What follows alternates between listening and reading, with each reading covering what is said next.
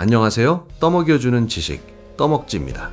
일본 스마트폰 시장은 전체 점유율의 50% 이상을 애플이 차지하고 있는 견고한 아이폰의 왕국입니다. 그런데 최근 이 단단한 시장에서 아주 흥미로운 사태가 벌어졌죠. 삼성전자의 최신 폴더블 기기가 라벤더 색상 단 하나만 남기고 전량 매진되는 품절 사태를 일으킨 것입니다. 삼성이 일본에 스마트폰을 판매하기 시작한 이래 단 한 번도 경험하지 못했던 진귀한 현상이죠. 자국 브랜드마저 외면하고 오직 아이폰만 고집하던 일본 소비자들이 대체 왜 삼성의 신제품에 기꺼이 지갑을 열기 시작한 것일까요? 스마트폰의 무덤이라 불리던 시장에서 10년의 장벽을 깨부수고 당당하게 소비자의 선택을 이끌어낸 삼성의 정교한 기술적 성취와 현지인들의 숨겨진 소비 심리를 꿰뚫어본 치밀한 시장 공략을 떠먹여 드리겠습니다. 구독과 좋아요 하이프는 영상 제작에 큰 힘이 됩니다. 일본 스마트폰 시장이 삼성을 비롯한 외산 안드로이드 기기의 무덤으로 불리는 데는 매우 명확하고 구조적인 역사적 배경이 존재합니다. 과거 2008년 일본의 거대 통신사인 소프트뱅크가 업계 최초로 아이폰을 독점 도입하며 시장의 판도를 완전히 뒤집어 놓은 것이 그 시작이었습니다. 당시 만년 3일 통신사였던 소프트뱅크는 가입자를 경쟁사로부터 빼앗아오기 위해 아이폰 단말기 가격을 사실상 공짜로 제공하는 막대한 보조금 정책을 쏟아부었죠. 이때 형성된 강력한 통신사 결합 할인과 요금제 잠금 효과가 10년이 훌쩍 넘은 지금까지도 굳건하게 이어지고 있기 때문입니다. 일본의 통신 시장은 소비자가 자급제 기기를 직접 단독으로 구매하기보다 통신사 오프라인 매장에 방문해 직원이 권유하는 요금제와 기기를 패키지로 구매하는 유통 구조가 아주 견고하게 고착화되어 있습니다. 통신사들이 아이폰에 가장 많은 지원금을 얹어주고 가족 결합 할인을 촘촘하게 묶어버리니 한 번 아이폰을 선택한 가족은 다른 안드로이드 브랜드로 쉽게 넘어갈 수 없는 거대한 진입 장벽이 세워진 것입니다. 일본 시장 특유의 갈라파고스 현상도 삼성이 고전했던 중요한 이유 중 하나입니다. 과거 피처폰 시절부터 일본 소비자들은 지진이나 재난 상황에 대비한 방수 방진 기능과 현지 대중교통 교통카드 결제 시스템인 오사 이후 케이타이 기능에 깊이 의존해 왔습니다. 초기 해외 스마트폰 제조사들은 이러한 일본만의 독자적인 하드웨어 규격을 맞추는데 막대한 추가 개발 비용이 들었기 때문에 적극적인 진입을 꺼렸죠. 반면 아이폰과 현지 자국 브랜드들은 이 기능들을 발빠르게 탑재하며 시장을 선점해 나갔습니다. 삼성 역시 뒤늦게 일본 전용 기능들을 탑재하며 추격에 나섰지만 이미 애플 쪽으로 무겁게 기울어진 운동장을 평평하게 되돌리기에는 역부족이었습니다.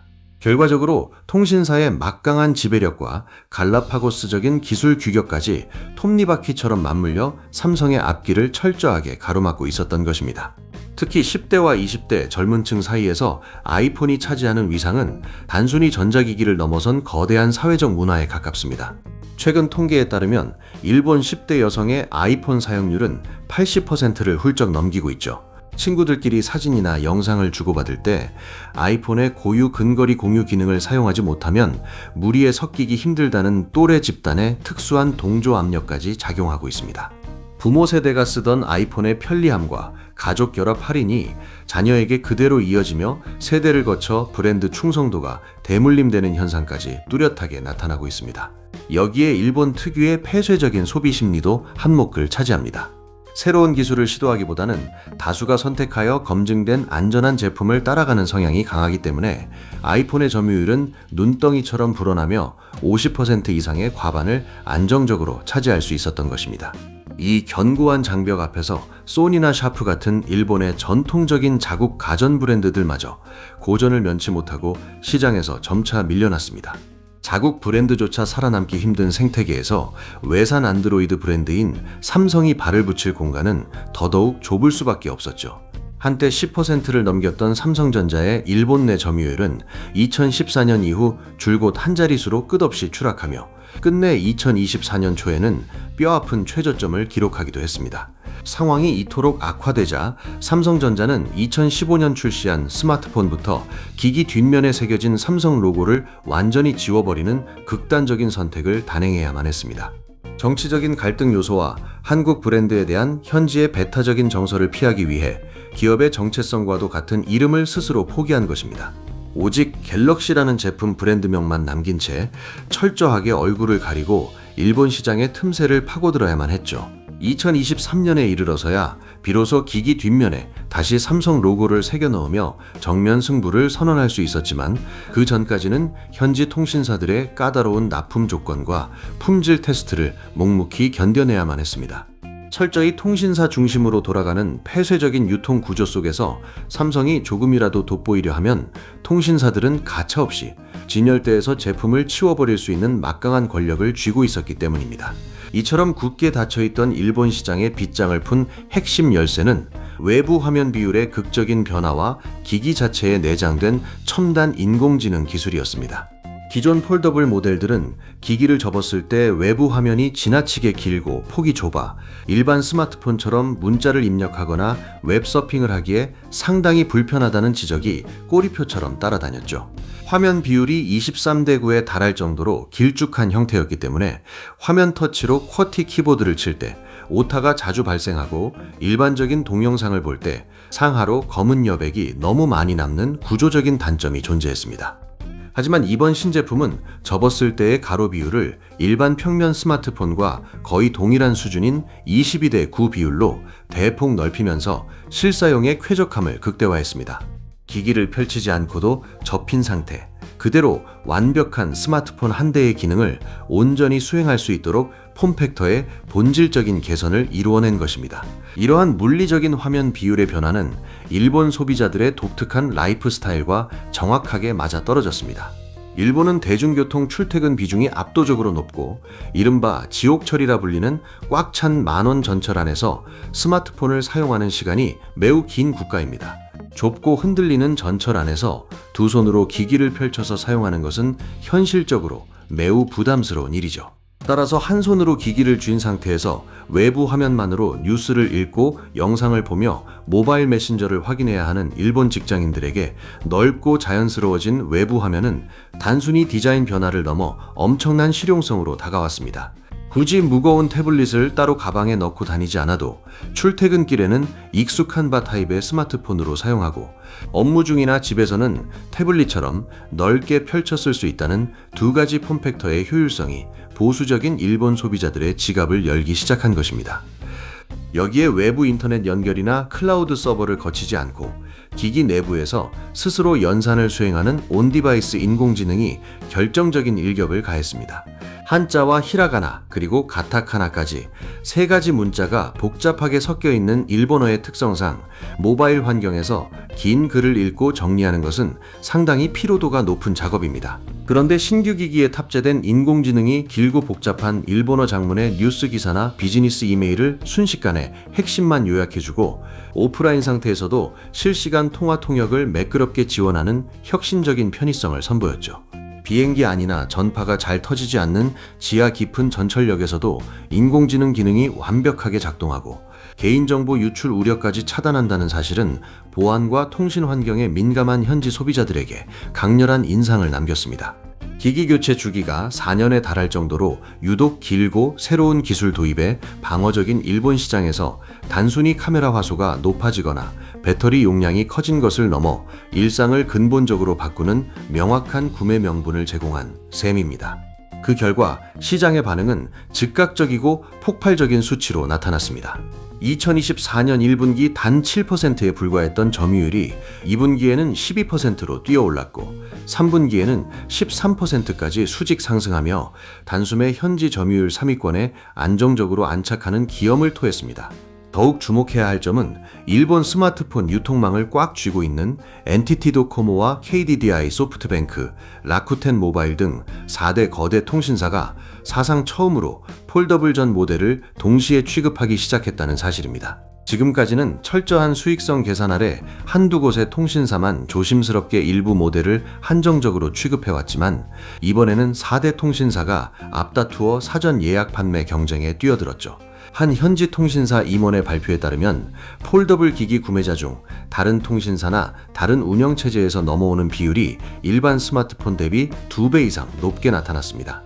이는 해당 기기가 굳건한 아이폰 고객을 빼앗아 올 수 있는 가장 매력적이고 강력한 유인 책임을 일본 현지 기업들이 공식적으로 인정했다는 뜻입니다.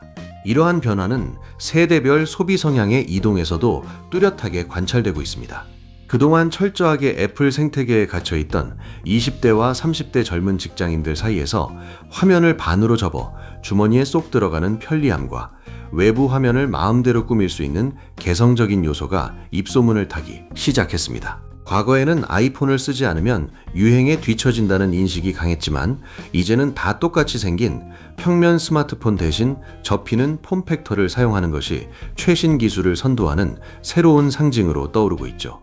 10년 넘게 안드로이드 진영을 철저하게 외면하던 시장에서 소비자들의 실생활을 파고든 폼팩터의 정교한 진화와 인공지능 기술의 결합이 마침내 견고했던 독점 시장에 거대한 균열을 만들어낸 것입니다. 일본뿐만 아니라 한국 시장에서도 이번 폴더블 신제품은 사전 판매 기간에만 144만 대를 돌파하며 역대 갤럭시 스마트폰 사상 최고 기록을 단숨에 갈아치웠습니다. 과거 2019년 갤럭시 노트 10 모델이 세웠던 138만 대의 대기록을 무려 7년 만에 가뿐하게 넘어선 것이죠. 전작과 비교해도 판매량이 38% 이상 급증했으며 특히 국내 통신사들의 세부 데이터를 살펴보면 신규 폴더블 기기로 넘어온 고객 비중이 전작보다 10% 이상 늘어났습니다. 그동안 평면 스마트폰만 고집하던 20대에서 40대 사이의 젊은 소비자 비중 역시 전체의 65%를 차지할 정도로 수요층이 대폭 넓어졌습니다. 바다 건너 미국 시장에서도 고용량 모델과 특정 색상의 경우 대기 수요가 몰리며 배송이 수개월씩 지연되는 등 글로벌 전역에서 예상을 뛰어넘는 폭발적인 반응이 쏟아지고 있습니다. 표면적인 판매 지표와 매장 앞에 늘어선 대기줄만 보면 스마트폰 사업을 총괄하는 모바일 사업부는 그야말로 축배를 들어야 마땅하지만 정작 내부의 분위기는 살얼음판을 걷고 있죠. 삼성전자는 최근 발표된 분기 실적에서 10조 원이 넘는 막대한 영업이익을 달성하며 거대한 부활의 신호탄을 쏘아 올렸습니다. 하지만 이 화려한 전사 실적을 홀로 견인한 것은 메모리 반도체 사업부의 이례적인 호황이었고 이 반도체 가격의 폭등은 고스란히 스마트폰을 조립하는 모바일 사업부의 치명적인 원가 부담으로 되돌아왔습니다.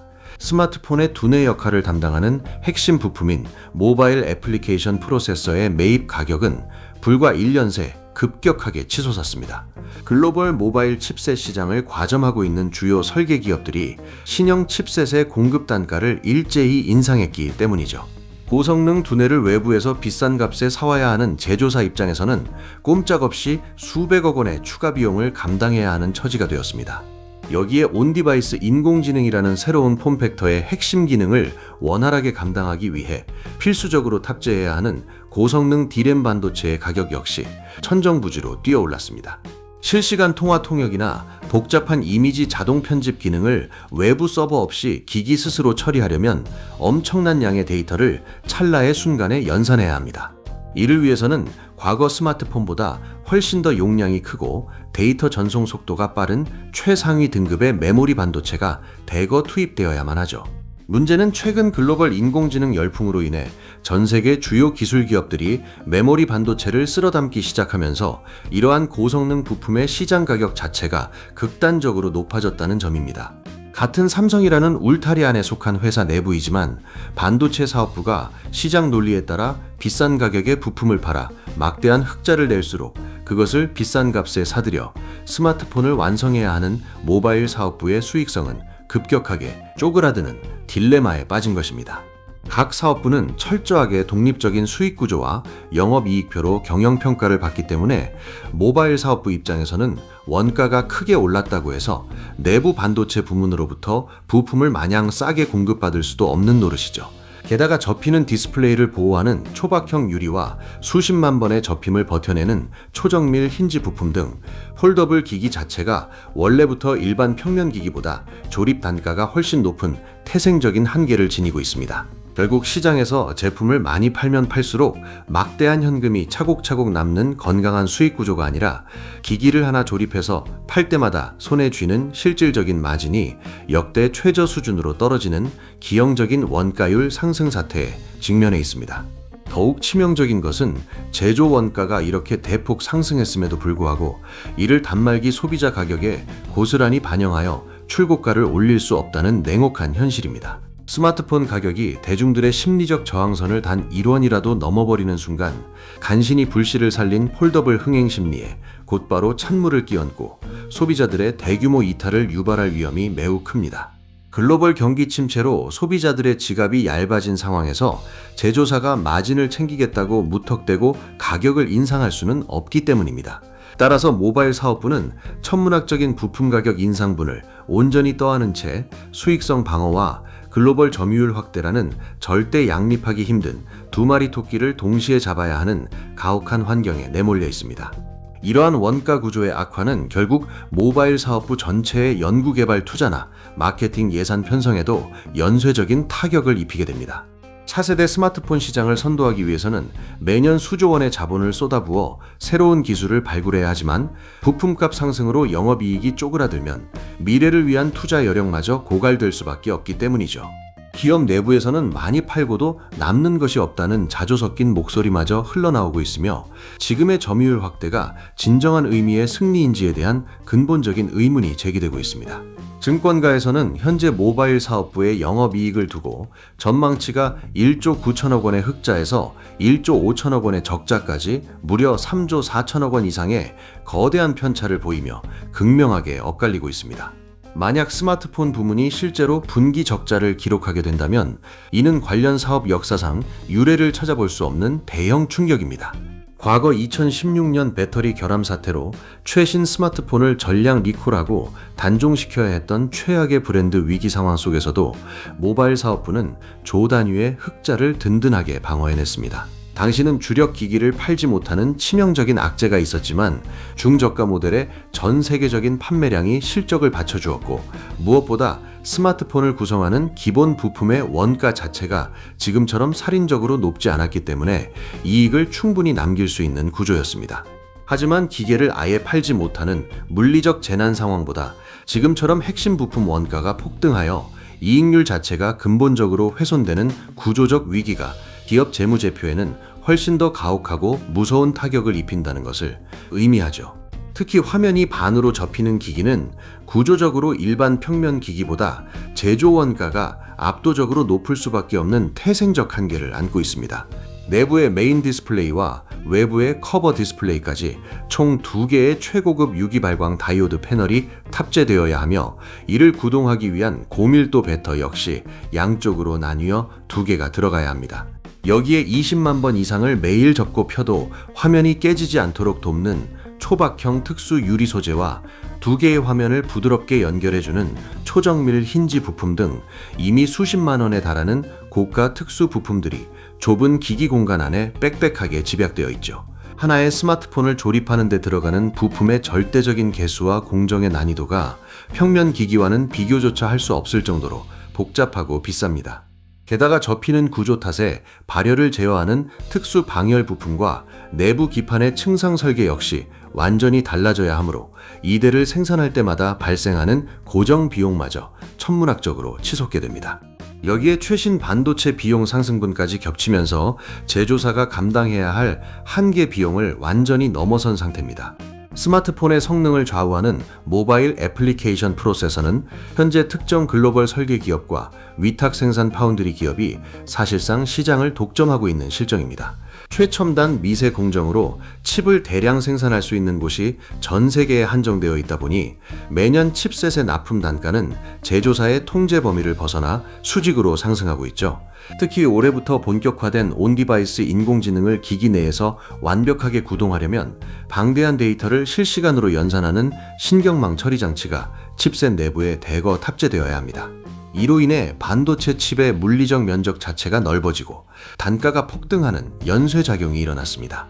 고사양 인공지능 연산을 병목 현상 없이 처리하기 위해 일반 컴퓨터보다 용량이 큰 D램 메모리까지 필수적으로 장착해야 하니 기업이 감당해야 할 부품 청구서는 눈덩이처럼 불어날 수밖에 없습니다.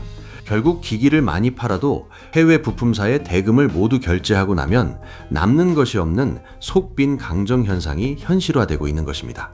그렇다고 해서 이렇게 폭등한 원가 상승분을 단말기 출고가에 고스란히 전가하여 소비자 가격을 대폭 올려버리는 것은 사실상 불가능에 가깝습니다. 스마트폰 기기 가격이 200만 원이라는 대중들의 심리적 저항선을 훌쩍 넘어버리는 순간 간신히 불씨를 살린 소비자의 흥행 심리에 곧바로 찬물을 끼얹고 심각한 수요 위축을 유발할 위험이 매우 큽니다.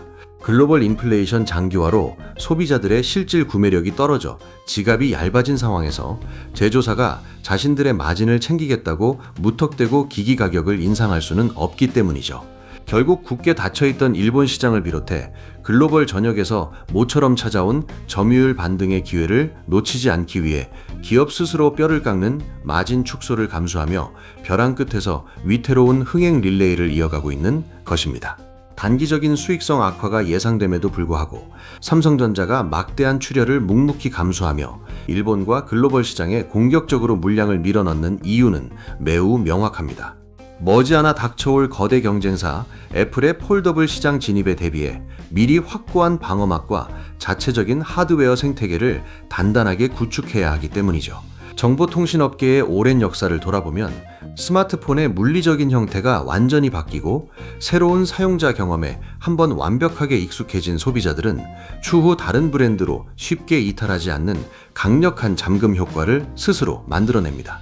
평면 화면에만 익숙했던 소비자가 화면을 반으로 접어 주머니에 넣는 편리함과 원하는 각도로 세워두고 사진을 찍는 새로운 폼팩터의 이점에 동화되고 나면 다시 과거의 바타입 스마트폰으로 돌아가는 것에 상당한 심리적 저항감을 느끼게 됩니다. 특히 굳게 닫혀있던 폐쇄적인 아이폰 왕국, 일본에서 가장 유행에 민감한 10대와 20대, 그리고 실용성을 중시하는 직장인들의 교체 수요를 폴더블이라는 새로운 하드웨어 혁신으로 끌어낸 것은 기업 입장에서 당장의 현금으로 환산할 수 없는 막대한 브랜드 무형 자산을 확보한 셈입니다. 게다가 최근 스마트폰 시장의 생태계는 단일 기기 판매로 끝나지 않습니다. 스마트폰을 중심으로 무선 이어폰과 스마트워치, 그리고 최근 출시된 스마트 반지까지 수많은 웨어러블 기기들이 하나의 거대한 통신망으로 촘촘하게 엮여 있죠. 소비자가 삼성의 폴더블 기기를 구매한다는 것은 곧 이 거대한 통신 생태계 안으로 발을 들이는 첫 번째 관문을 통과했다는 것을 의미합니다. 기기 간의 매끄러운 연동성을 한번 경험한 고객은 다음 스마트 기기를 구매할 때도 자연스럽게 같은 브랜드를 선택하게 되며 이는 장기적으로 기업의 안정적인 수익 창출 기반이 됩니다. 여기에 글로벌 제조사들이 사활을 걸고 있는 온 디바이스 인공지능 기술의 특성도 점유율 수성의 중요한 이유로 작용합니다. 인공지능은 기본적으로 수많은 사용자의 데이터를 바탕으로 진화하는 기술입니다. 시장에 얼마나 많은 기기를 뿌려두고 얼마나 다양한 언어와 환경에서 사용 패턴 데이터를 수집하느냐에 따라 인공지능의 성능 편차가 극명하게 갈리게 되죠. 지금 당장 눈앞의 영업이익률이 다소 떨어지더라도 전 세계 곳곳에 최대한 많은 자사기기를 흩뿌려 두어 독자적인 인공지능 소프트웨어 생태계를 선점하는 것이 다가올 10년의 생존을 담보하는 유일한 해법입니다. 더 많은 기기가 보급될수록 인공지능 연산의 정확도는 기하급수적으로 올라가고 이는 곧 다른 경쟁사가 쉽게 따라올 수 없는 차별화된 소프트웨어 경쟁력으로 굳어지게 됩니다. 관련 업계에서는 빠르면 2026년 무렵 애플 역시 접히는 형태의 아이폰이나 아이패드를 시장에 내놓을 것으로 조심스럽게 전망하고 있습니다. 과거의 사례를 보면 애플은 항상 새로운 기술을 가장 먼저 도입하기보다 시장이 어느 정도 성숙한 시점에 완성도 높은 제품을 출시하여 주도권을 단숨에 빼앗아오는 전략을 취해왔습니다.